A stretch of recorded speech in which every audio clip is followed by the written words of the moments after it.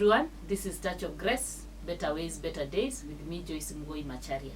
We started a series called Register It. That whatever business that you have, you need to register. If it is a self-help group, if it is a business, you need to register it. We also have businesses that are individually owned, sole proprietorship, and we also have partnerships. All those businesses, let us register it. Have you ever seen people, maybe you've entered a shop or a place where you are getting served, and then within a short while, you see people running and closing their shops, and even the shop that you are in, you are either told to get out, it is closed, or you are told to get in, you are closed inside, you are locked inside. Have you ever seen that kind of a scenario? That is what we want to avoid. We want you to register your businesses so that they are legal. You are running them legally. And there are very many other advantages for having registered your business, because you are able to get funding, you are able to get other opportunities that come along with it. So we are telling you to register it. Touch of Grace, Better Ways, Better Days.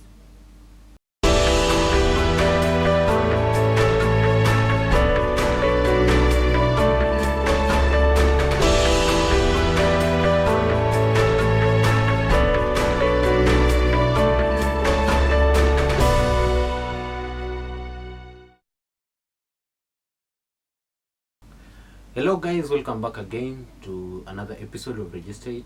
Thank you for those who watched our first episode where we talked about registration of youth groups.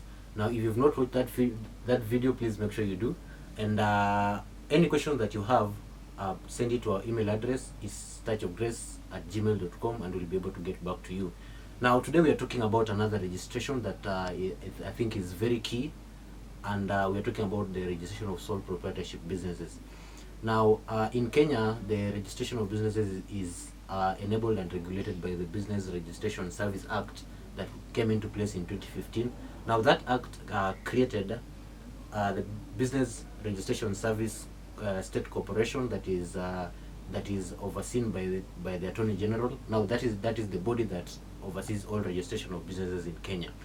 Now, it is very easy and quick to register a sole proprietorship business in Kenya, because all you need is an e-citizen account, which is very easy to open, as long as you have your ID and you have your KRA PIN number. Now, it is a sole proprietorship simply means that it is a business that is run by an individual who has registered the business. Now, what are some of these procedures that you will be able to go through so that you have a successful registration of a sole proprietorship? Now, when you walk into a Huduma Center, they'll give you a form that is similar to that you will get in your e-citizen account that you'll be able to fill out. Now, the form contains questions that you'll need to fill.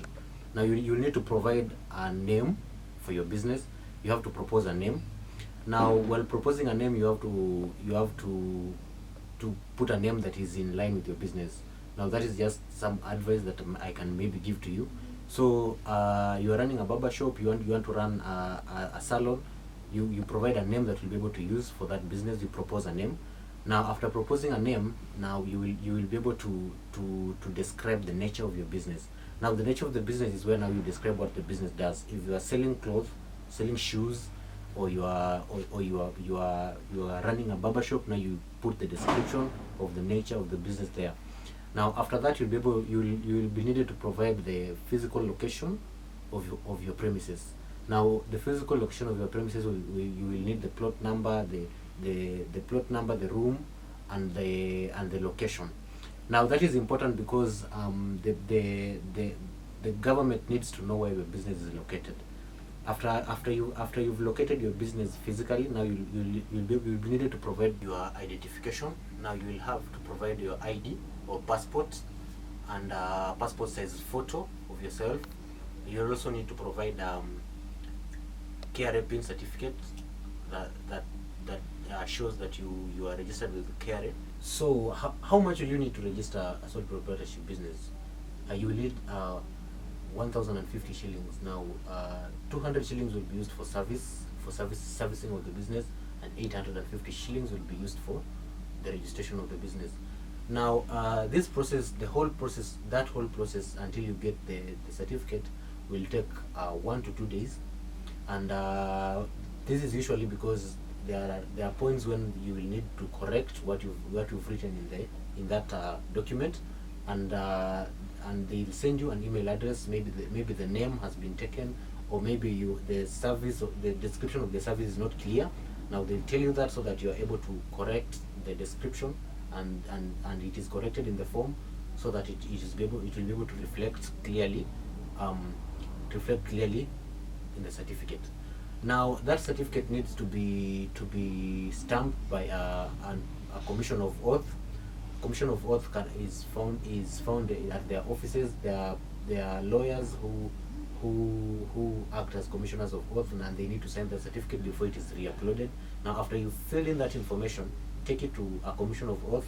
They're able to stamp it, and then after stamping, you scan it and send it back to the portal. So what are some of the advantages of registering a sole proprietorship business in Kenya?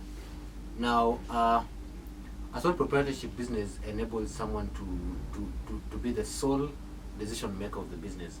Now because the business is directly linked to the person running the business, that means that the individual can be able to make decisions and act upon them without restrictions or jurisdictions or bureaucracy. Now if you are someone that enjoys flexibility, then it is a perfect business for you to open, because you'll be able to run your business at your own convenience, and there are no restrictions of how you run the business, because you make the decisions and you act upon them whenever you feel that it's right. Now profits that are made from the business are profits that are made by the individual. That means that the individual accrues direct profits from the business. Now there are also disadvantages that comes with the registration of a sole proprietorship business in Kenya. For example, now when the business makes a loss, then it means that the individual makes a loss, because there is no distinction between the business and the individual. Now the individual incurs direct losses when the business makes losses. Now continuity of the business is also a disadvantage, because now since the sole proprietorship business is run by the individual who registers it, it means that when the individual is not there, then the business will not run. Now raising capital can also come as a disadvantage, because you can open a business that will need a lot of capital, and maybe as an individual yourself you cannot be able to afford to raise that capital. Now that will come as a disadvantage to you. Now also there is limited skills, because you might open a business that requires you to have several skills. Now for example, you are opening a salon. You might open a salon. Now the salon as a business may at some point require you to have financial skills, and maybe you're just a salonist who is right from college or a technical university that has or you've been taught a business by your aunt or someone. Now when you open a salon, you will need financial skills. You'll also need banking skills. Now these skills can be limited because you'll be running the business by yourself. Now a sole proprietorship now will limit the skills that you will require compared to other businesses which you can open with a lot of people. Now there are some issues that arise when there is registration of sole proprietorship. One of the issues is tax. Now in Kenya, a sole proprietor is regarded as an employee. The only difference is that they are self-employed. Now there are tax relief for employed people that go up to a maximum of 500,000 shillings. That is the income.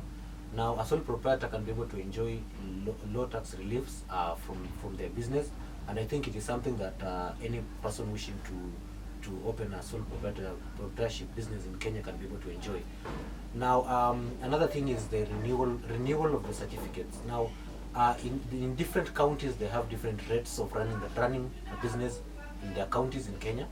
Now the rates apply differently in different counties and in different businesses.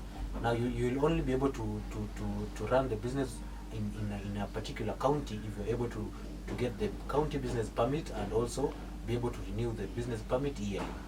Now, if you have any questions concerning registration of sole proprietorship business in Kenya, you can reach me. I'll leave my email address in the link description below. You can be able to reach me, and we'll be able to take you through the process. And if there is any difficulty that you are encountering while registering either a youth group or a sole proprietorship business, then you can be able to get to me, and we'll be able to talk further. Now, I'll leave it at that, and make sure you check out our next video. And don't forget to share, like, subscribe to this channel, and we'll see you next time. Great, that is great. You've heard it from Timothy Sakwa. Check the links there that are there. They have been provided there. You check the links, and kindly don't forget to like, to subscribe, and to share. Continue watching. There are very many other episodes that we are bringing to you that are going to help you. Thank you, and God bless you.